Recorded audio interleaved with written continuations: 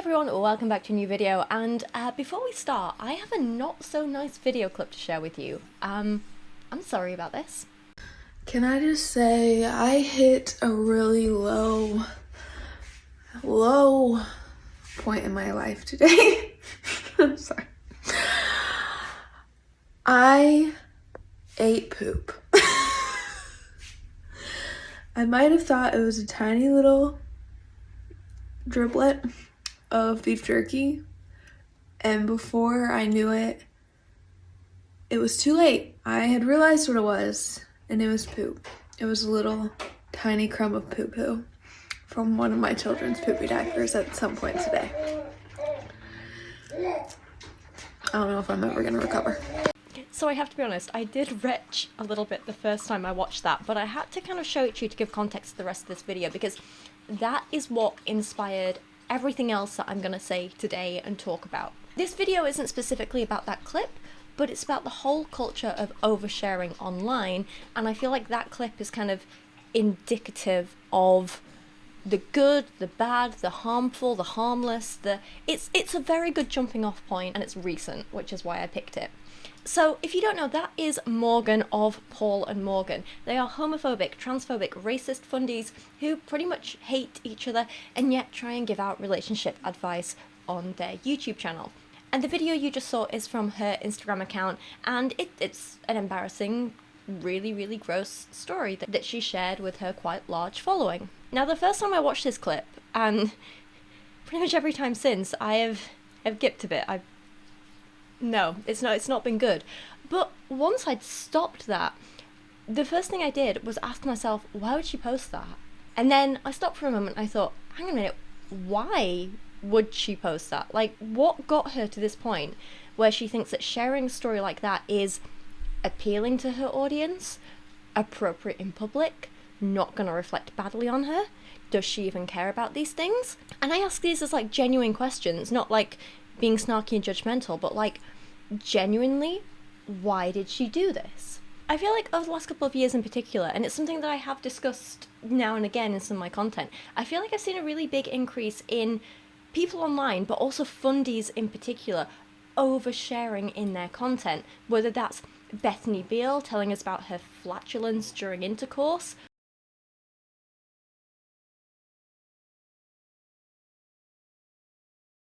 Morgan eating feces, Carissa Collins posting a video of herself with a baby literally half hanging out of her vagina and falling onto the floor, Instagram videos of her giving birth at home with no medical care while her children film it on their phones. Not even joking. And you'll see Carissa's just standing up, a baby falls out and it's caught, while this kid who looks no more than around 7 is literally like trying to get between her legs and film the baby coming out. It's just ridiculous. And then the poor kid, once she sees that and the baby's out, the kid just runs out the room. She's just like, I'm gone, that's it, no, done.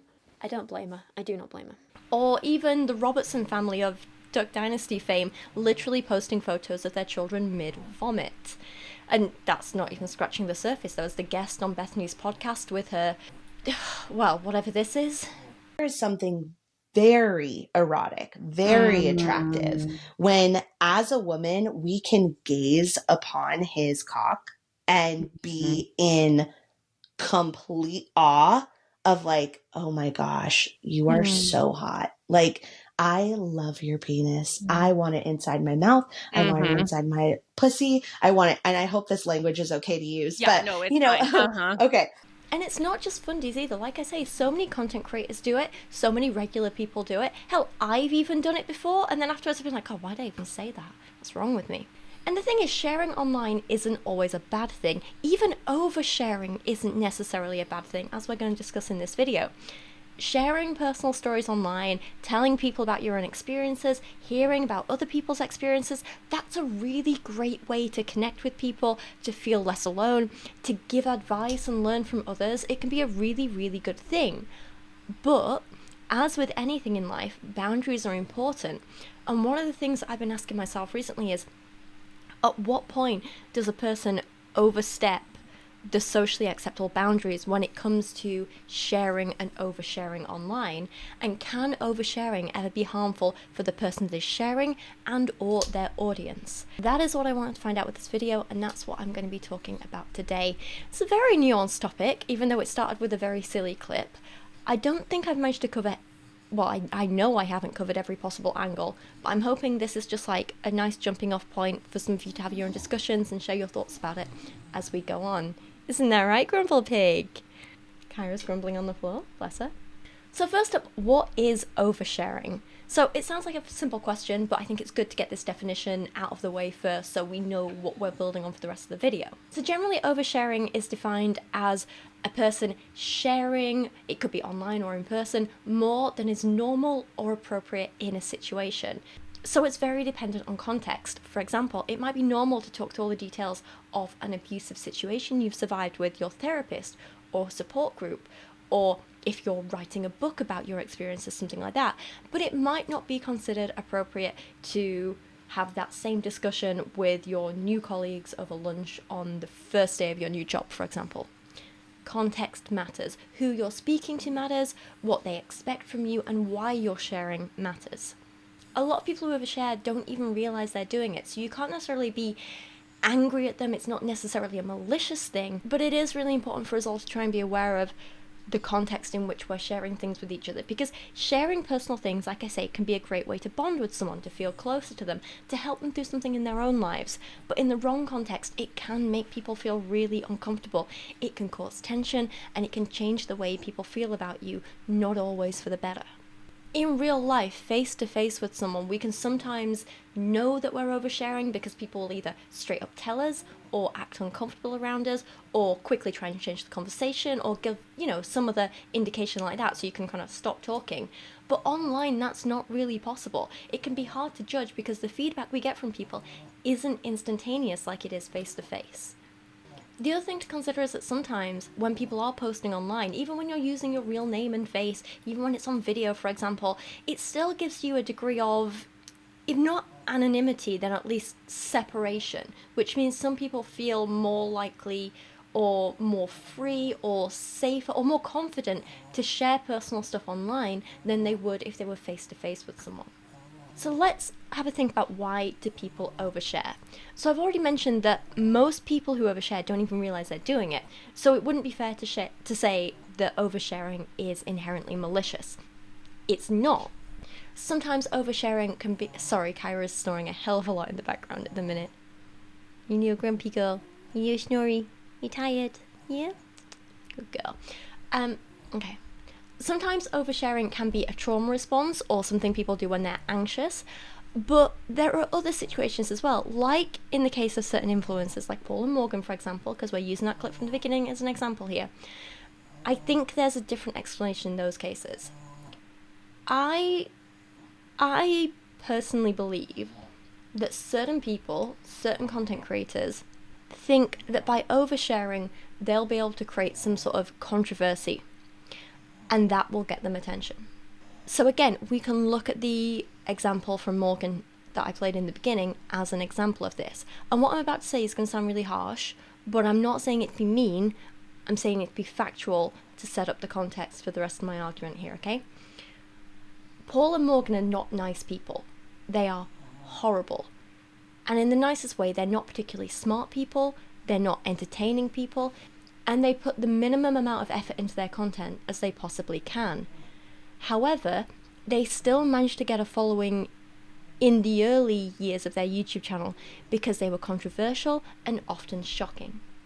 It's no surprise that for a while their channel was growing and they were attaining a reasonable amount of views, mostly from people hate watching, people watching out of concern, and their videos were often going viral and being shared around because people were like, oh my god, did you see this? Can you believe this? Oh my god, blah blah blah. And then, of course, there were a handful of people who did relate to their hateful beliefs as well and kind of watched them because they agreed with them. We can't ignore that they exist. However, the problem is that controversy will only take you so far. There are only so many times you can shock people with your racism, homophobia, transphobia before people are just tired of it and can't even be bothered to hate watch you anymore. At that point, their views drop, and they did, their income drops, and it has, and Paul and Morgan needed to find new ways to gain attention. At this point, they had two options. They could, one, increase the quality of their work and become more likable people and be nicer to others, or two, they could just increase their shock value more and more. The easiest option is the latter, and that's the one they picked. That's exactly what Morgan is doing in clips like this, and other clips we've seen from them on Instagram and YouTube, which I'm going to speak about a little bit more in a minute. They've already said the most hateful things they can about women, queer people, and people of other races, and it's no longer shocking. So the next easiest thing to do is try and shock people by oversharing about your personal life.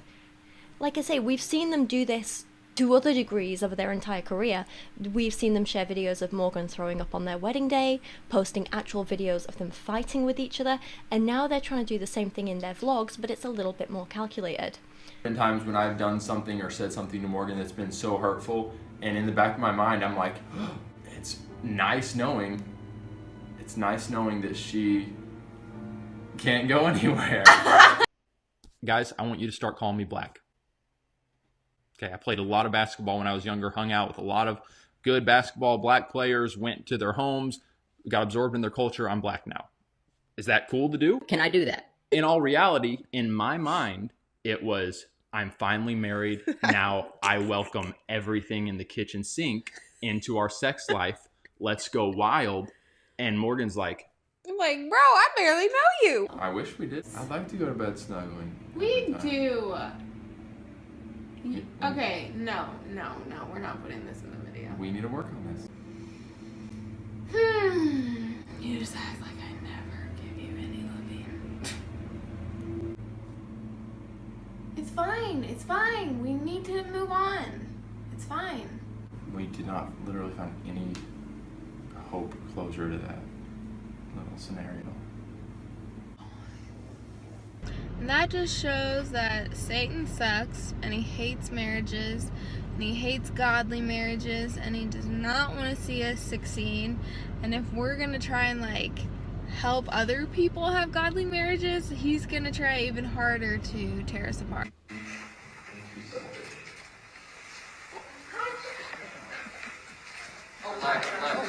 Somebody hold her.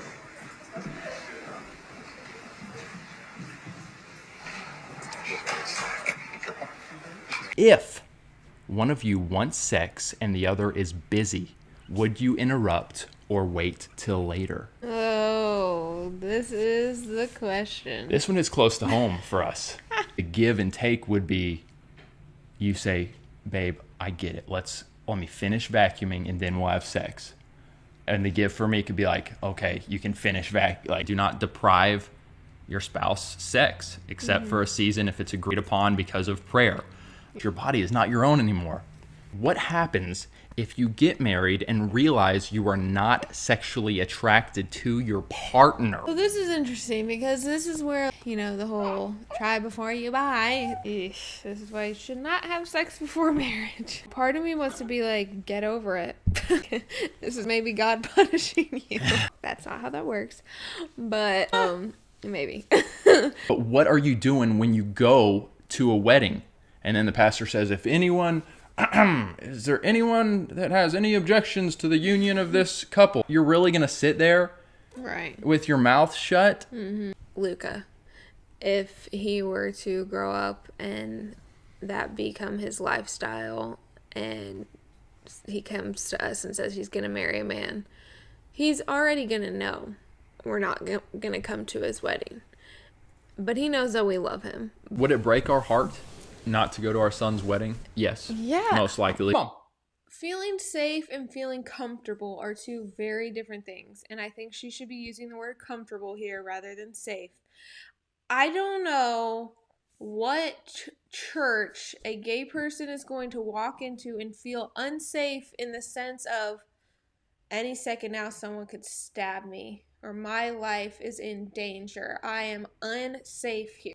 They made a really big deal. It was when Trump became president, right during that time, and they made a really big deal of posting online, hey, LGBTQ, you're about to be so persecuted and our home is a safe space. Fair enough, but again, it's all that safe space stuff is so just overused, man. And so if you look at their latest vlogs, they all feature clickbaity clickbaity titles and thumbnails with things like Morgan's not happy, I had to apologize, he's playing with other women.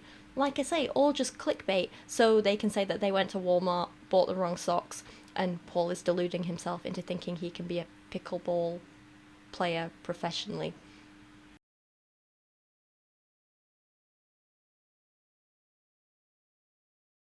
But as you can see through these titles and thumbnails and everything like that, they're attempting to garner attention by at least pretending to overshare about drama in their marriage, except it's not working anymore. Views are still low, because again, we've seen it all before, and now they're just doing it in a more calculated way. All right, you guys, real life, this would be an easy time not to film because there is some frustration that is in the air. But if we're gonna vlog, we gotta try to bring you in. So, Morgan, you have not talked about the diet plan you're on. Do you wanna go ahead and share it now? Ultimately, she has kicked things into high gear and she doesn't have a ton of options of what she can eat. So I get home to do some lunch and Morgan is in a bad mood. Talk to us, babe. Well, he was late. First I he know. tells me 11:30, then 11:45, and he doesn't get here till 12. And I'm starving. And he's like, let's do lunch together. I don't know why he said that. Why did you say that? I just thought it would be good for the vlog. So I'm hangry now. It's been a hard morning trying to take care of Judah. I don't know what his dealio is. So I'm sorry about that. That stinks. And my food options are very limited.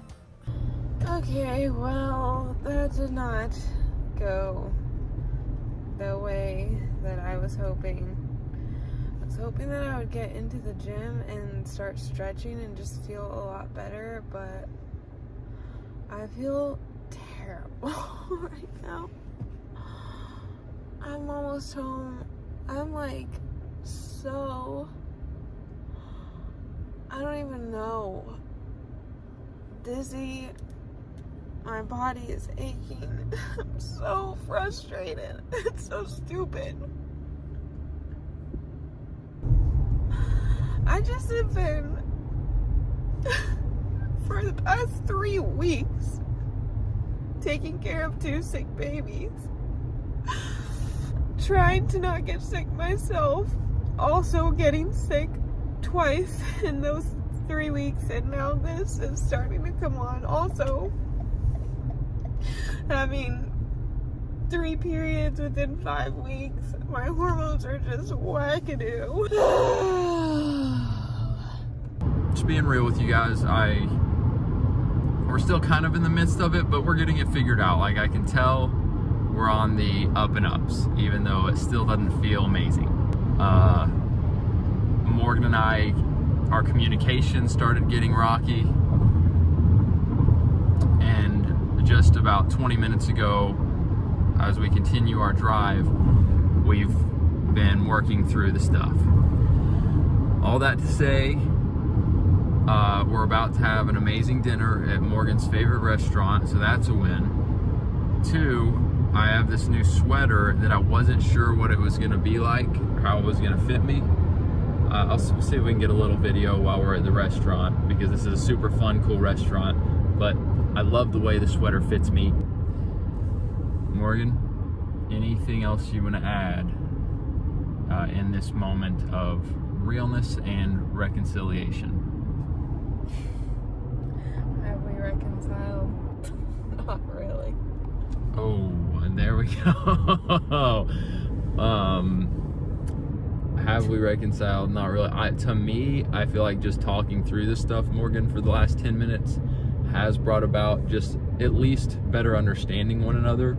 And as often communication goes within marriage, you are thinking in one line of like tunnel vision. You have tunnel vision of like, this is the situation, and then the other person shares, and it's like, okay, I at least, even if I disagree with them and I'm still like, ugh, I at least see their line of thinking, and it helps paint a bigger, fuller picture. So Morgan, I mean, I know we're gonna get through it. I know that there still is some frustration with the situation, but I'm willing and hopeful that we can go in here and have a great night and things just continue to mend themselves. So that's when they take it to another level. And they're like, okay, well, if we can't shock them with our terrible marriage anymore, we'll shock them with our bad hygiene and habits. Hence the poop video. Hence another video yesterday that she put out after I'd done the script, talking about her bum after pregnancy. She's like, my bum, my bum, my bum. And then was shocked when she got creepy messages from men. And obviously not to victim blame her, she didn't deserve those messages. But the fact is, she's getting way more personal and trying to shock people by talking about these like bodily functions and very personal things as another way to try and garner attention. And this is what got me asking, well, what is the point in this? Obviously, they're trying to get attention from it, that's the point. But for the audience, it's not a funny, relatable story. Like, let's take the feces story as an example. For the audience, what do they actually get out of this? It's not a funny or relatable story because I don't imagine many people have eaten feces. I know I haven't. It's not funny or entertaining because it's just disgusting, and it's not told in a particularly interesting or entertaining way. Like, Morgan's not a natural storyteller, and I'm not either, so no shade to her there. But there is definitely a skill in kind of like telling humorous stories. Like, look at a lot of comedians and how they will craft a story, make sure the punchlines are in the right places, create tension, subvert expectations. There is an art to humorous storytelling, which I know I don't have, and Morgan doesn't have either. Videos like this are not providing any value to the viewer other than, oh my god, did you see what she said now? Which, you know, it's not educational, it's not inspirational, it's just shocking. That's the only thing they have going for them. And shock value like that doesn't create value that lasts. And if you're still not convinced that this is what she was doing, then watch again at the end of the video, where as she's saying all this and talking about mistaking poop for jerky and then eating poop, she then has a piece of beef jerky in her hand and is eating it as she's talking about it, because she wanted to increase the shock value and get people talking. It was a very calculated decision on her part. I ate poop. I might have thought it was a tiny little driblet of beef jerky, and before I knew it, it was too late. I had realized what it was, and it was poop. It was a little tiny crumb of poo-poo. And to some extent, we have to acknowledge that I am giving her what she wants here by talking about this video. I'm giving her attention. Except, it's not good attention, is it? And even though she's getting this little bit of attention now, that's not going to benefit her or Paul long term. It's not a smart plan long term, and I don't know if they realise that. So let's talk a little bit about the consequences of oversharing online. So like I said earlier, we can't pretend that all oversharing is bad. If we go back to our definition of oversharing as being sharing more than is normal or appropriate in a situation, then we can probably easily think of many cases where it's actually good to where it's actually a good thing to challenge normal and appropriate. I've been reading a fantastic book recently called Unmentionable about life for women in the Victorian era, and one of the chapters in that was talking about what people did in the Victorian era at various stages when they were menstruating. And one of the biggest takeaways is that no one can really say for sure what the average Victorian woman did because there's so few records of it. No one was talking about it, no one was writing it down. There was no solid information or education being provided for the average woman back then. So we have little snippets here and there, but a lot of it is speculation and little bits of information that we're piecing together. People were so completely ashamed of their periods that they would go to great lengths to hide their bloody rags or just pretend that a period wasn't happening at all. Some people were so embarrassed to buy period products or use rags or wash rags that they would literally just wear a lot of dark clothing and free bleed. For a very long time, it was entirely inappropriate for women to even utter the word menstruation or period in public. And so if a woman did, that would definitely be classed as oversharing, right? People would be shocked and appalled. But that's one of those cases where oversharing can be a good thing. Challenging the norm can be a good thing because a hell of a lot of good can and has come from that. By pushing back on what is acceptable or expected, we can reduce stigma around a perfectly normal bodily function that happens to around half the human population at some point in their lives. The very first people to overshare about their periods might have made some people uncomfortable, but they also paved the way for helping pretty much all people today who are assigned female at birth to have better resources and better education and less shame around their periods. So one of the things we have to consider when we're thinking, is oversharing good or bad, helpful or harmful, is what is the purpose and motivation for oversharing? Are you trying to shock someone and gross them out, or are you trying to provide entertainment or education or make a political statement or something useful? Let's take another example, right? Generally, I don't want to see a stranger give birth. Shocking, I know. I would generally, on an average day, consider seeing or hearing the details of a person's birth story oversharing, and it would make me damn uncomfortable. However, there are contexts where it's maybe better than others, yeah? So when Carissa Collins shared a video of her literally giving birth, standing up, and her baby falling out of her vagina onto the floor and someone had to quickly catch it, and it was just on her Instagram feed, just there, without warning, just whoop, oh, there's a baby. When I first saw that, I was shocked, felt a little bit ill, felt like I just witnessed something I shouldn't. It felt intrusive. And you have to remember with those kinds of videos, like, you don't have to be following the person to see that stuff. These videos will just show up on random people's feed. So I didn't feel like I'd consented to seeing something so private, and that felt like the bad kind of oversharing. On the other hand, I have seen videos of women giving birth before that did not make me feel that way. One example was when I was at uni, I took a module in my final year called Coaching and Team Leadership, which was unsurprisingly about coaching techniques and team leadership techniques. I don't know why I had to explain that. And one week we had this guest come in to do like a guest lecture, and she was a midwife, and she was talking to us about all the different ways she coaches people through one of the most painful, scary and emotional times of their life, childbirth. And during that lecture, she shared a video of herself coaching a mother giving birth to a baby. So we saw this woman giving birth on video. Thing is, the midwife told us beforehand what we could expect from the video, what we were about to see. We could opt out of watching it if we wanted. So if we did stay and watch, we were consenting to watch that video. We were giving informed consent.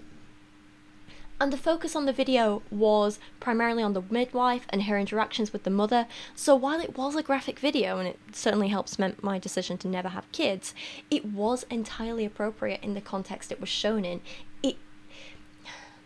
It was a lot, but it wasn't necessarily bad oversharing, because it didn't make anyone uncomfortable.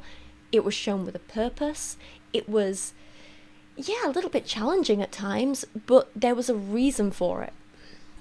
So that's how very similar videos showing the same thing can be maybe considered oversharing or not oversharing, depending on the context. Again, let's go back to some of the other examples and stories we've seen from fundies. What about the videos of Bethany talking about her being gassy while she's having sex with her husband? What about the stories of Morgan eating poop? These are examples of oversharing that don't have positive outcomes or positive motivations. Because, not to be harsh, but there's no purpose or use for the viewer. It's neither educational nor entertaining. It just serves to shock people and make them uncomfortable. There's one argument I found made in a few books while I was researching for this video, where a lot of people believe that oversharing online is in some way a form of addiction, and this all relates back to social media addiction, which can come in many, many forms.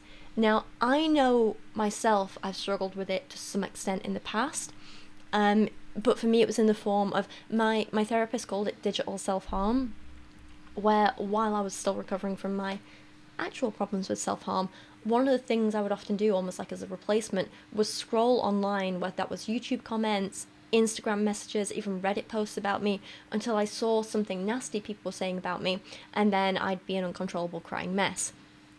It made no sense logically. I would scroll through hundreds, maybe thousands, of the loveliest, nicest, most supportive comments, and then I'd wait until I found one bad one and it would destroy me. I would internalize whatever that comment said and punish myself for it. it was really, really unhealthy. It was a form of addiction, and it was something that I needed to recognize and get help in changing my behavior around, because I was harming myself. Like I say, that was a form of addictive behavior.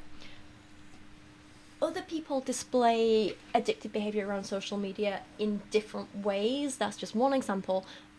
But some people believe that this kind of oversharing online is another kind of example or form of addictive behavior.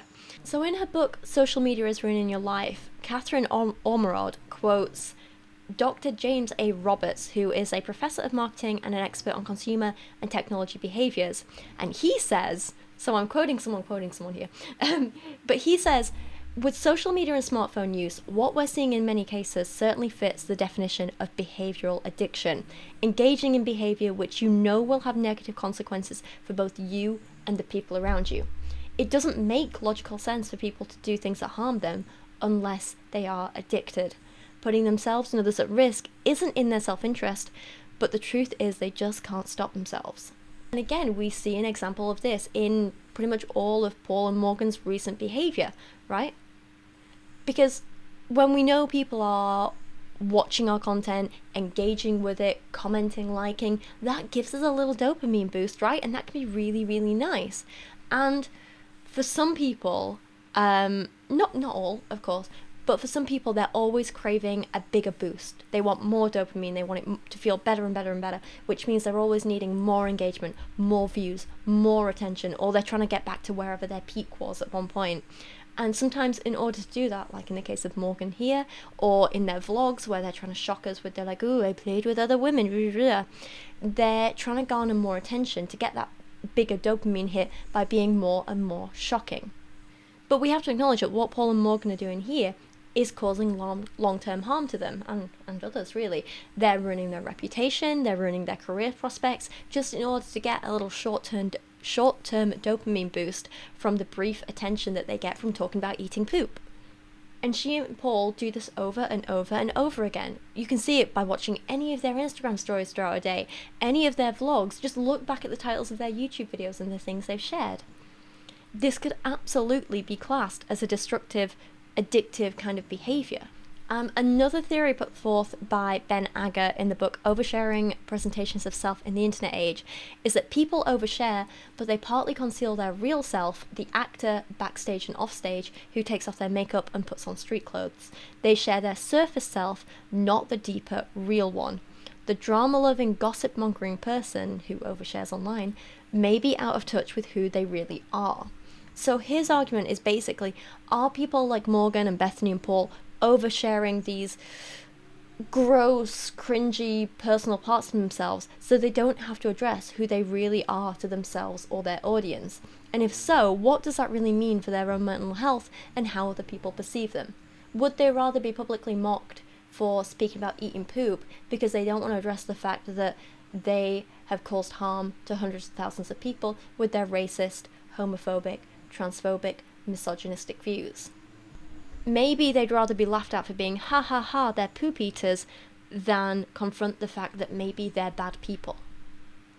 That book that I just mentioned, though, that's an interesting one, and take any theories from it with a massive pinch of salt, because the second edition of it was released in 2015, and it was a little outdated even then, to be honest, and therefore somewhat flawed. You know, the way we consume and engage with social media now is entirely different to how it was 10 years ago, but even then, that 10 years ago, that book was a little outdated anyway. That said, I still think there's a few little nuggets of truth in it here and there, and some good underlying ideas about the reasons for and consequences of oversharing online. But I think it's an imperfect book with a lot of flaws, so, you know, there's nuance there. Anyway, I keep briefly mentioning how this kind of oversharing might not be good long-term for people like Paul and Morgan and Bethany and everything. And I think if we want examples of how that might progress, then we need to look at other YouTubers and content creators who've gone down that route of oversharing to the point of it really genuinely harming them, their careers, and even in some cases their audiences. So one of the arguments I saw put forth in both Ben and Catherine's books and a few other articles that I read online surrounding this is that if sharing online is about trying to cultivate friendship and connection, then oversharers are looking for that even more. So it could be argued that the more one overshares online, the lonelier they are in the real world. There's also an argument that this kind of oversharing can lead to mental health problems and or be exacerbated and exaggerated by mental health problems that are already underlying. So basically, if a person's having a crappy time in their life, they may overshare online more, which can lead to their life being crappier, which can lead them oversharing more, and it could be a big downward cycle. So without wanting to speculate too much on an individual's personal life and mental health, I will just say that we have seen a lot of examples online over the last few years of a number of creators who have fallen into that trap and downward spiral of oversharing more and more and more as a way to garner more attention alongside displaying erratic behaviours, which may be indicative of mental health problems, or when they've had other problems going on in their lives. One example might be Deaf Noodles. That was a big thing last year, 2022, I'm not sure. And it's kind of still ongoing now with this weird AI stuff he's got going on.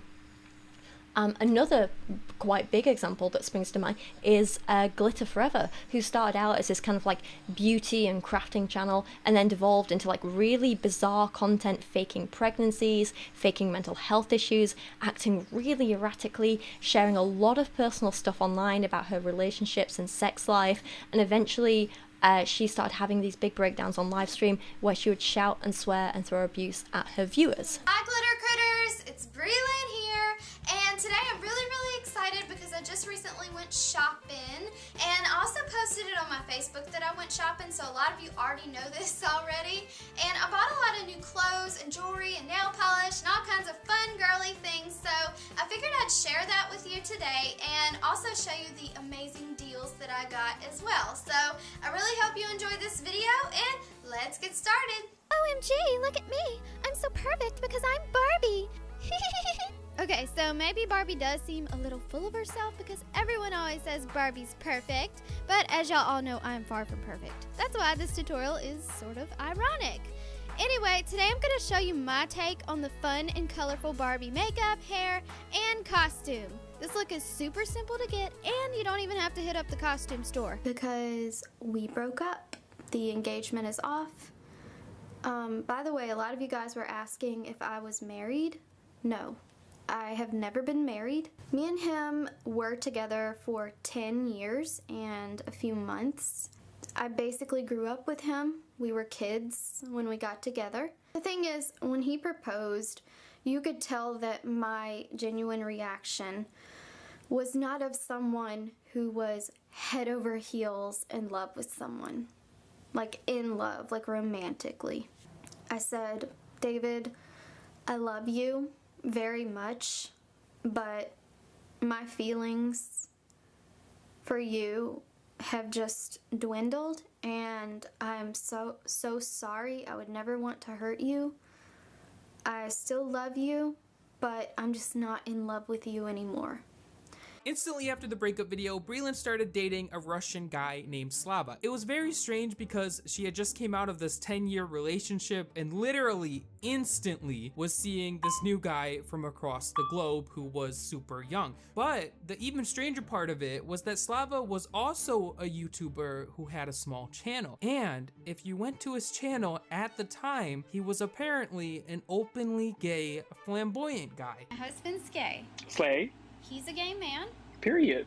I'm a straight woman. Queen. We are married. Because we ate. We both like men. As we should. And we make the perfect partnership. Then, just 2 months after the breakup video was uploaded, Slava and Breland get married. The wedding happens, they had a whole video made of them getting married in Africa. The relationship was just very shady. In the wedding video, they actually mentioned needing a US visa for Slava since he was Russian, and that was one of the reasons for the wedding. After the wedding video, Breland's channel had a weird identity crisis. For some reason, she stopped making the DIY videos and she started posting a bunch of videos that didn't really fit in with her channel. It feels so great to be pregnant. What was that? Ken?